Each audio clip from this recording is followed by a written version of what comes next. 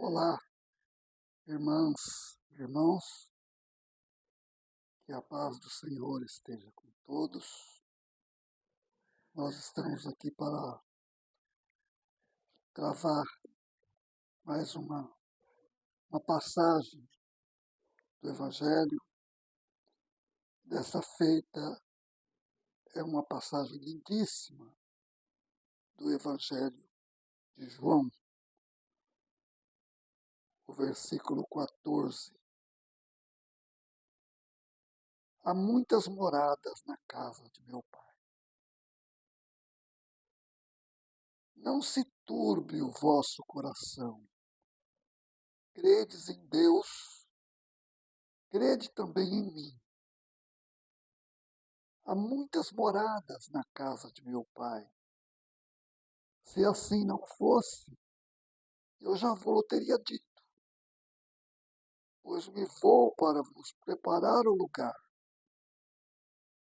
Depois que me tenha ido, que vos houver preparado o lugar, voltarei e vos levarei comigo, a fim de que onde eu estiver, também aí estejais. A casa do meu Pai é o universo. As diferentes moradas são os mundos que circulam no espaço infinito e oferecem aos espíritos que neles encarnam estações apropriadas ao seu adiantamento. Independentemente da diversidade dos mundos, essas palavras também podem ser entendidas como se referindo ao estado feliz ou infeliz do espírito na erraticidade, conforme se acha este mais ou menos depurado e desprendido dos laços materiais. O meio em que ele se encontre, o aspecto das coisas e as sensações que experimente variarão ao infinito. Enquanto uns não podem afastar-se da esfera onde viveram, outros se elevam e percorrem o espaço e os mundos, enquanto alguns, culpados, vagueiam nas trevas e os bem-aventurados gozam de resplandecente claridade e do espetáculo sublime do infinito. Finalmente, enquanto o mal, atormentado de remorsos e pesares, muitas vezes isolado, sem consolação, separado dos objetos de sua afeição, geme sob a opressão dos sofrimentos morais, o justo, em convívio com aqueles a quem ama, frui as delícias de uma felicidade indivisível. Essas também são outras tantas moradas, embora não circunscritas nem localizadas. Do ensino dado pelos espíritos, resulta que as condições dos mundos são muito diferentes em relação ao grau de adiantamento ou de inferioridade de seus habitantes. Entre eles, há os que estes últimos são ainda inferiores aos da Terra, física e moralmente.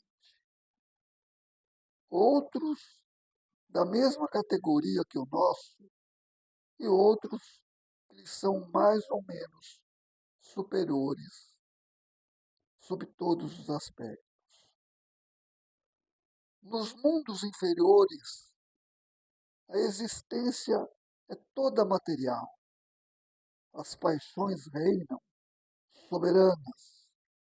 A vida moral é quase nula. À medida que esta se desenvolve, diminui a influência da matéria, de tal maneira que nos mundos mais adiantados, a vida é, a bem dizer, toda espiritual. Nos mundos intermediários, misturam-se o bem e o mal, predominando um ou outro, conforme o grau de adiantamento das criaturas que os habitam. Embora não se possa fazer dos diferentes mundos uma classificação absoluta, pode-se, todavia, em virtude do estado em que se acham e da destinação que trazem, tomando por base os matizes mais salientes, dividi-los de modo geral como se segue: mundos primitivos, destinados às primeiras encarnações da alma humana; mundos de expiação e de provas, onde predomina o mal; mundos de regeneração, nos quais as almas que ainda têm que expiar aurem novas forças, repousando das fadigas da luta; mundos felizes, onde o bem sobrepuja o mal; mundos celestes ou divinos, morada dos espíritos depurados, no qual reina exclusivamente o bem.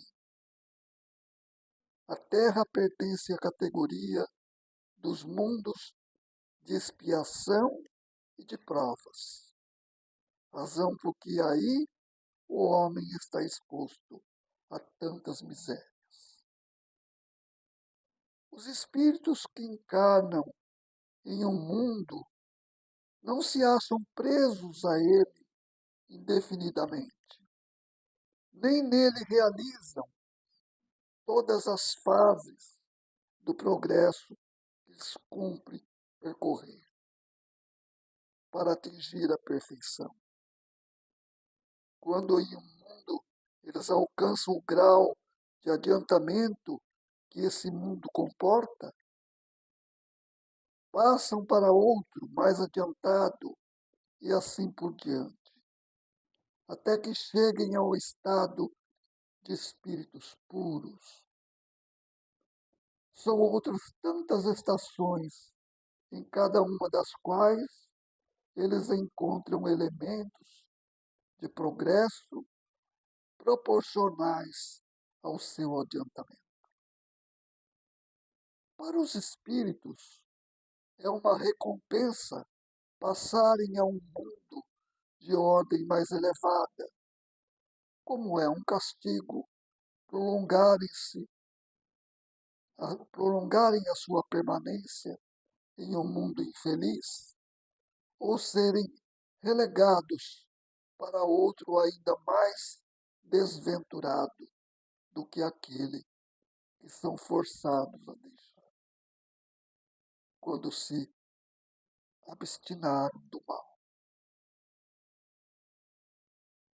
Muitos se admiram de que haja tanta maldade na terra e tantas paixões grosseiras, tantas misérias e enfermidades de toda a natureza, e daí conclui que a espécie humana é uma coisa muito triste. Esse julgamento provém do ponto de vista acanhado em que se colocam os que o omitem e que lhes dá uma falsa ideia do conjunto. Deve-se considerar que na Terra não está a humanidade toda, mas apenas uma pequena fração. Com efeito, a espécie humana compreende todos os seres dotados de razão, que povoam os inumeráveis mundos do universo.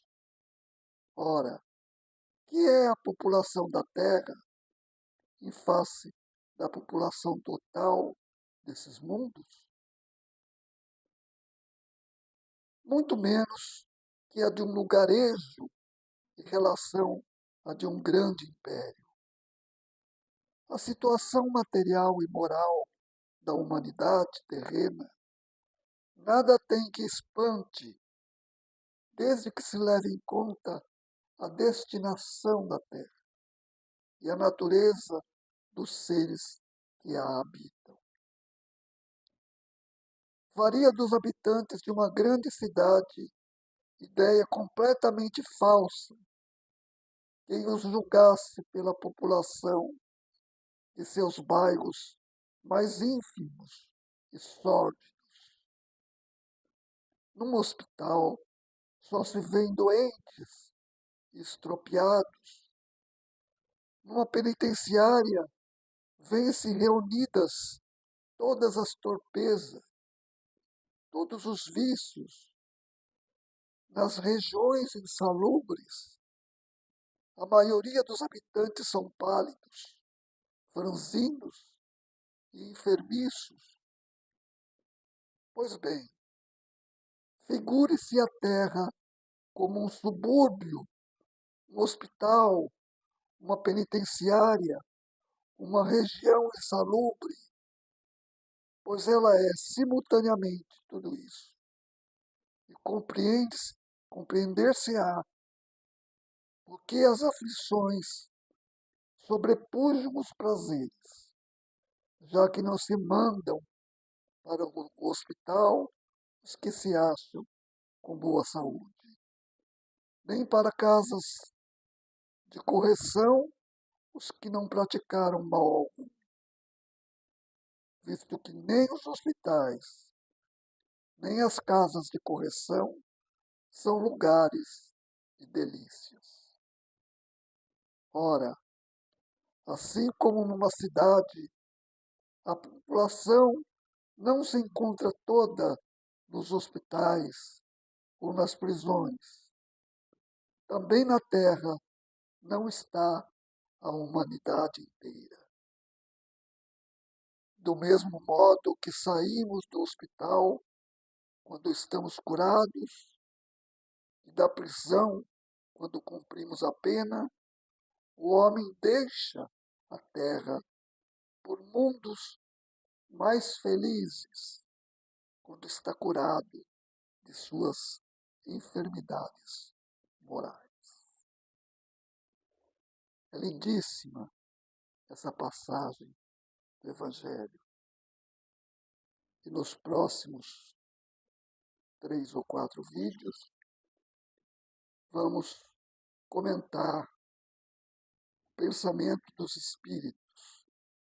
Os espíritos que, refletindo sobre esta passagem do Evangelho, nos acrescem com os seus ensinamentos. Eu agradeço a todos de coração. Gratidão, gratidão sempre.